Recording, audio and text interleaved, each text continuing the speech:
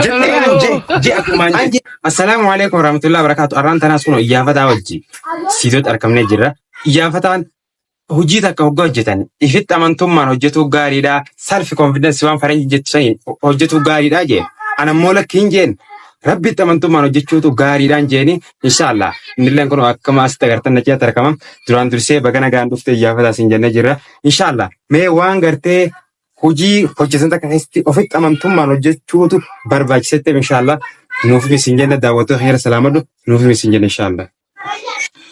Okay, obboleessa keenya maamme asinna afeeroo keeti hedduutu akka galatu misinja. Assalaamu alaykum warahmatullahi wabarakatuhu. Hayya obboleeyyan kiyya. Wanniin an ifitti amantummaan self confidence hojjechuu caala jeefi waan takka hojjechuu eegalte waan feete maan ta'an hamtu toltu haa taatu yoo ifitti amantummaan hojjette ati bakka hamtuu laalatu toltu laalatu hundanuu hojjetta jechuudha hojii isaan irra dhaabbatte akkasuma hojjechuu gaarii antanaafii akka isin jobboleessa hayyamame bakka akkasuma jettee anje akkuma anje sirrii miti inje bakka jeen jira hawaasni murteessu hawaasni murteessu qoyyatan hawaasni murteessa akkasii inshallah akkasuma murteessaan jaa bakka haala naganaa tura tummaan hojjetu caalajeef waan hojjetu akkasitti yoo rabbi sodaatte rabbi amanummaa waan rabbi itti sa'eeji hojjette waan bareeda bakka haala